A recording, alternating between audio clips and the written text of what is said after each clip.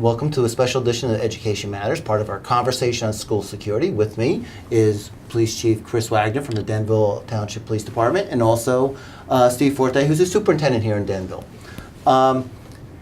We talk a lot about school security, and we can make a place really safe, but we don't want to make it, it's still a place where we're supposed to be learning. The kids are supposed to be learning. So what are your views on how to keep both of those things, a safe, secure environment, but also a learning environment?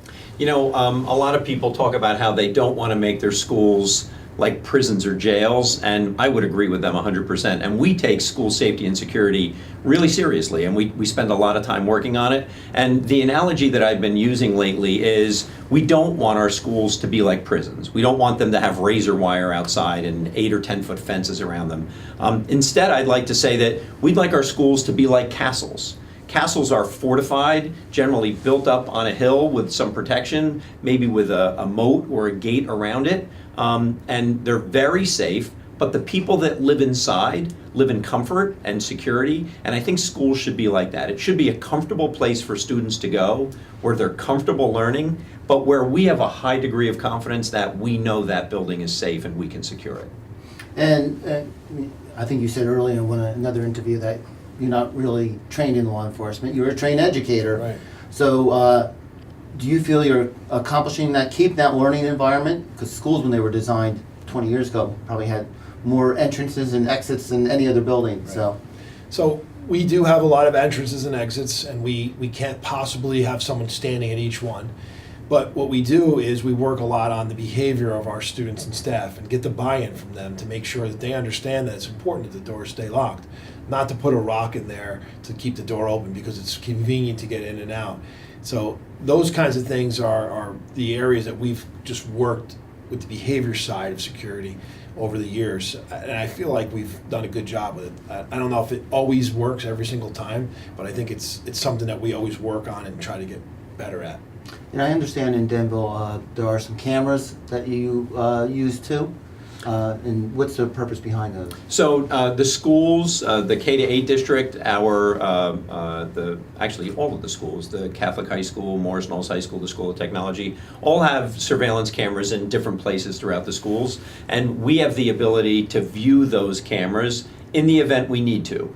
There's a new law in New Jersey that says that we have to share a memorandum of understanding that we would only use them in the event of an emergency after an event occurred for an investigations purpose, maybe during a drill or an exercise so that we could view what we did during that drill, but that we won't just watch them routinely to see what people are doing in the school. And again, that goes back to our first conversation about trust.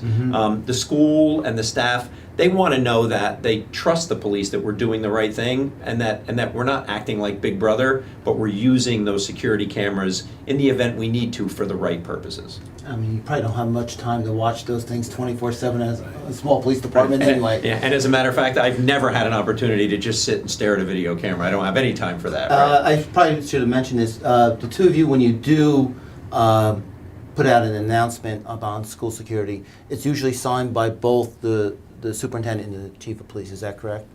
Yes.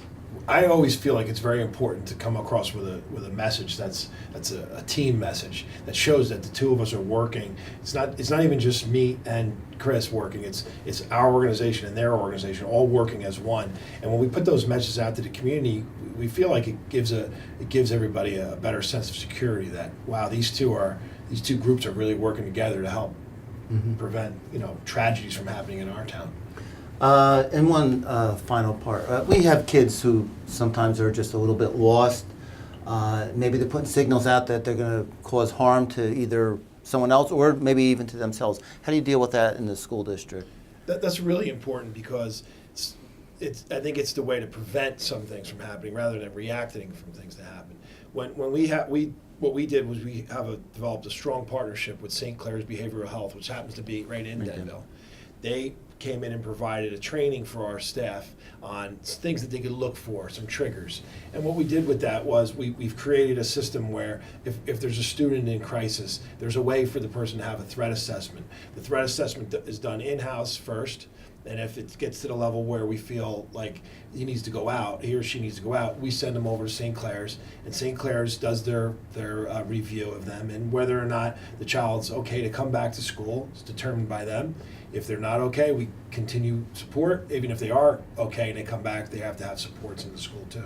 And my understanding is if you send them to St. Clair's, you send a report with it too, so that St. Clair's is Right. aware of your views, not just you send the kid there and they're not really sure. They're not depending on the student. 100%. It's very important that St. Clair's has the information about what was the reason for us sending there. Not just, we don't have any idea why they sent us here. We want to know this child exhibited these 3 things. Please sign off saying that you understand that and that this child is not at risk of harming himself or others. Okay, thank you. I'd like to thank both Chief Wagner and Superintendent Forte for joining me on this episode, and we talked about creating a learning environment that's still secure.